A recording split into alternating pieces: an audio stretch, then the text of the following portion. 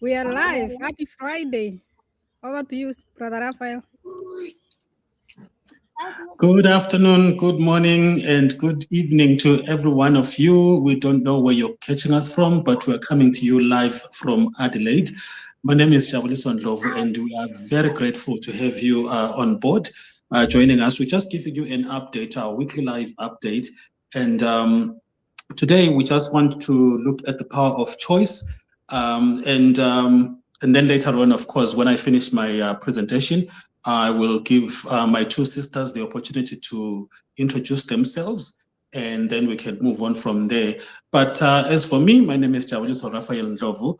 I am a healthcare worker, a husband, a father, and a proud digital business owner based here in Adelaide in South Australia. And so we just get straight to it now, the power of choice. Now, what influences choices?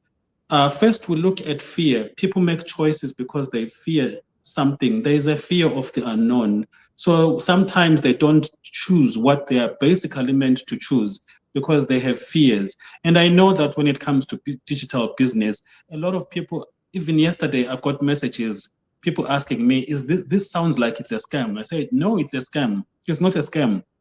It's real business.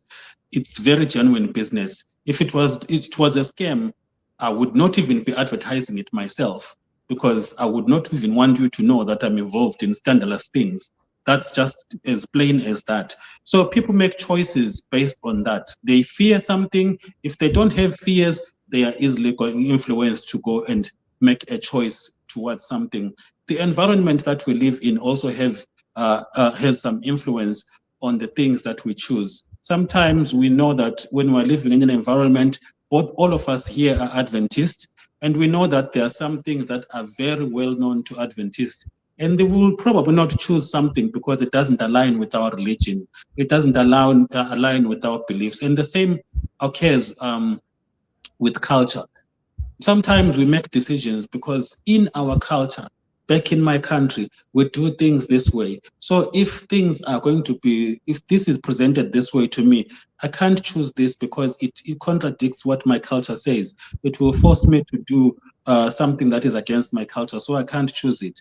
And then we have the media and advertising. Media and advertising, we see adverts on TV, we see adverts on internet, everywhere, social media. People are advertising things. How we advertise our products and services will also have an influence on how we choose our stuff. And of course, the situations that we find ourselves in, the situations have a very, very significant impact on the choices and on the choices that we make. But is it true that there are cases where people have no choice?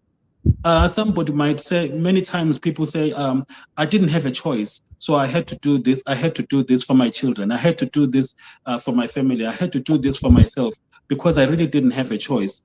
But well, in most cases, if you go back and try to look deeper, every single situation in life that we go through has a choice. We always have a choice.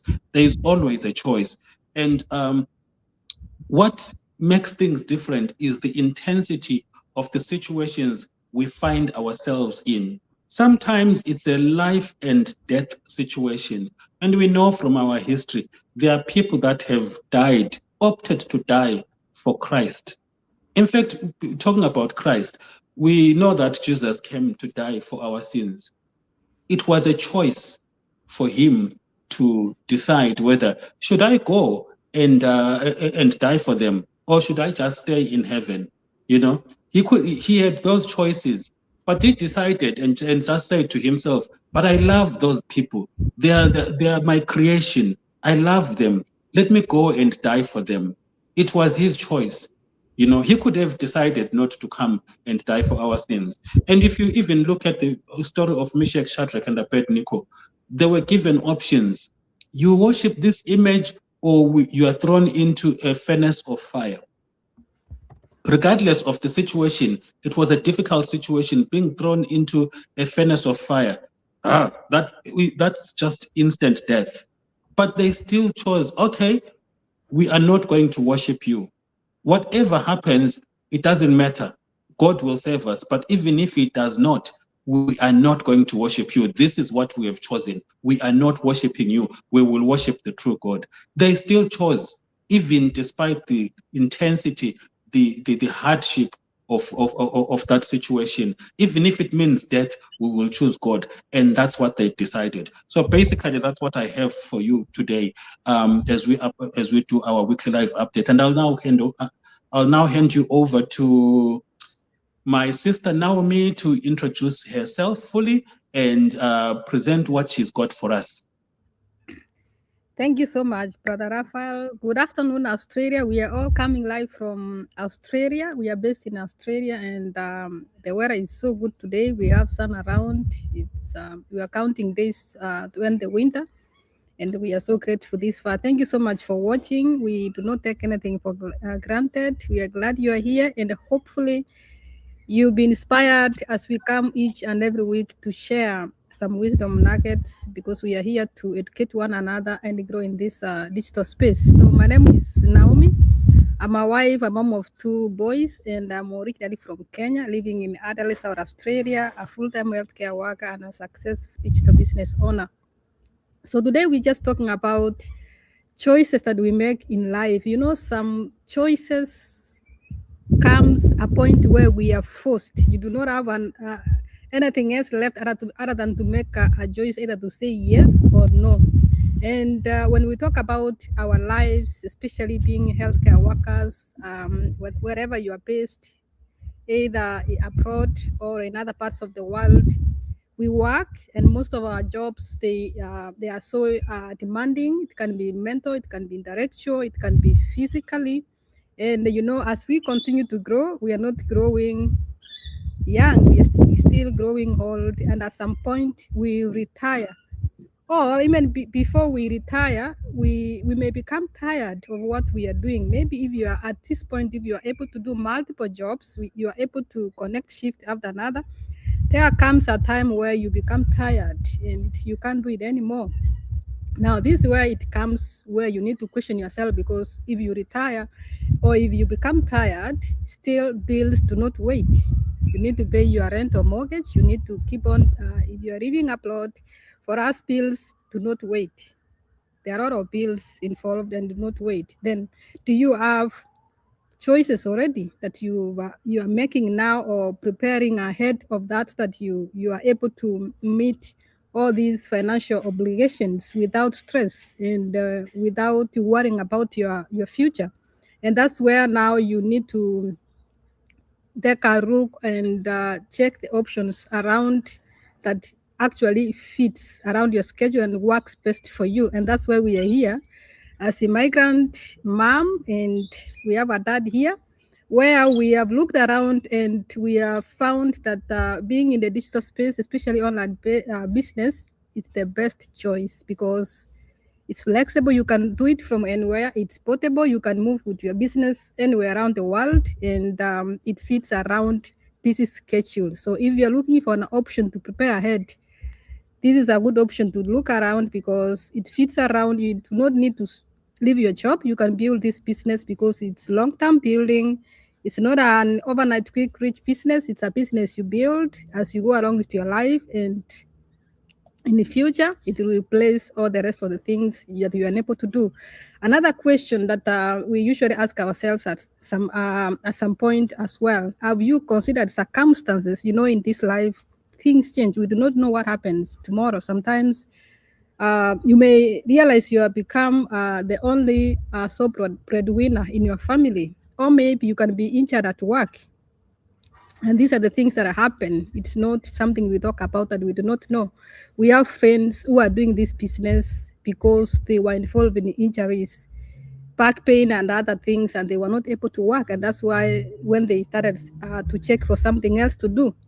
And we have people who are unwell. And you know, the saddest thing that happens to employers, once you are unwell, they just tell you go back, come back when you are feeling well. And that means you can be replaced anytime, and someone else can replace you until you get better. Do you have an option that you've made ready for you, or you are figured into to prepare for such circumstances because things happen in case you get injured, in case you're unable to work because of an illness, maybe because of an accident that limits you not to work as you can do as now or as per now. And still, you'll need people or you'll have people in your life who are dependent on you. Will you be able to provide for them? And that's a wake up call for everyone who is watching us today or anyone who is catching up with a replay later. Just ask these two questions for yourself: future, retirement, and what if circumstances change that where you are not able to work physically? Do you have a plan B?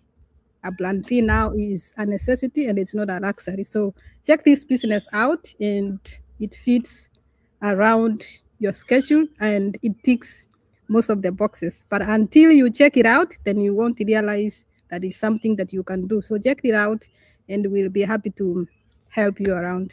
Thank you and God bless.